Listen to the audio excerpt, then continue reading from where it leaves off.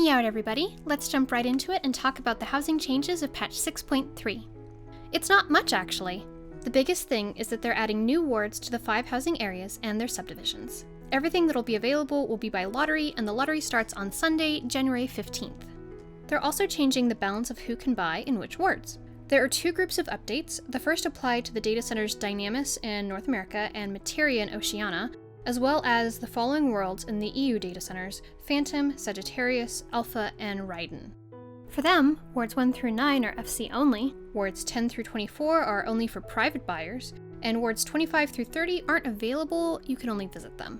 For every other world, wards 1 through 6 as well as the 25th ward are FC only. Wards 7 through 20 and 26 through 29 are for both FC and private houses. And wards 21 through 24 as well as ward 30 are for private buyers only. Now let's kick it back to past Osti to explain how the housing lottery works, because the lottery itself hasn't changed. Okay, so let's talk player requirements now. For private buyers, it's pretty simple. You have to be level 50 and be second lieutenant or above in a grand company. For FCs, there's a few more restrictions to limit people who would start a low-man FC to try and game the housing system.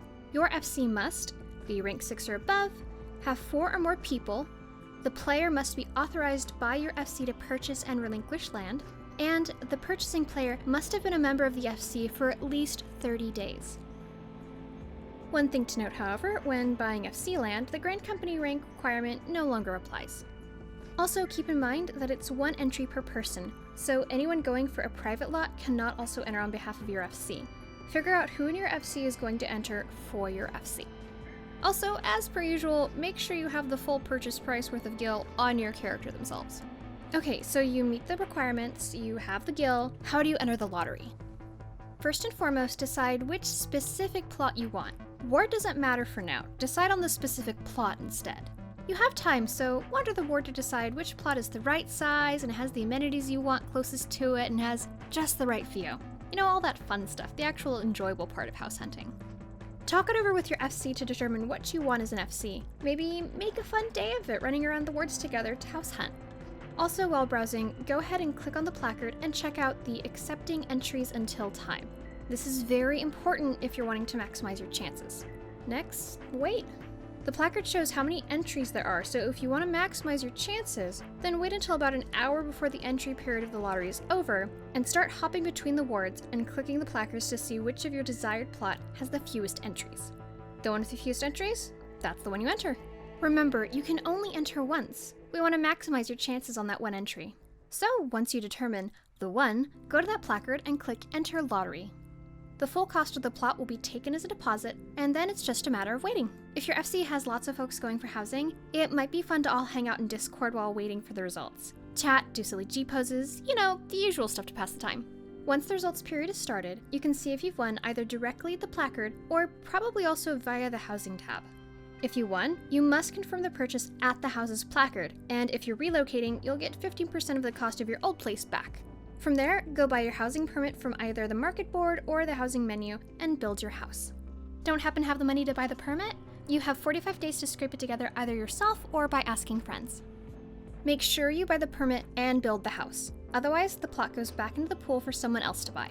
If you lose the lottery, no worries, you get all your money back. But you do have to go to the placard of the house you didn't win and accept the refund within 90 days. So, let's go over the main strats and things to keep in mind. First, make sure you meet the minimum requirements to buy a house, and if you're going for an FC house, that your FC qualifies too. Also, talk with your FC to find out who's going for a private house because they can't enter on behalf of your FC. Next, make sure you have the cost of the plot on your character and the cost of the permit available. Every person entering on behalf of their FC also has to put down the full plot cost as deposit, determine where that money is coming from, and who you trust enough to manage it. Next, determine the plot you want, and maybe write down the directions to get there.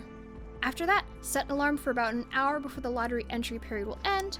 Don't trust your squishy mortal brain to remember that. In that last hour period, visit the plot in each ward to see which has the fewest entrants. If you're a private buyer or the only one in your FC putting in a bid on an FC house, go with the one with the fewest current entrants. If you have multiple people in your FC, discuss ahead of time whether you all want to enter on the same single house or if you want to spread out those entries across multiple wards. All-in-one would theoretically bump your chances on that one plot, but if another FC comes to stuff the ballot box at the last second, your FC's chances will be lowered. Spreading your FC's entries across several plots can give you some protection from this.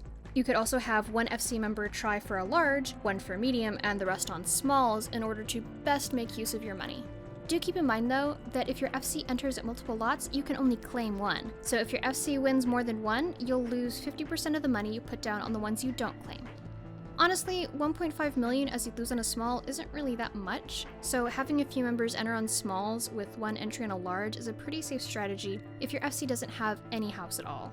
There's no benefit to relocation now, but it's better to have a small house than no house at all.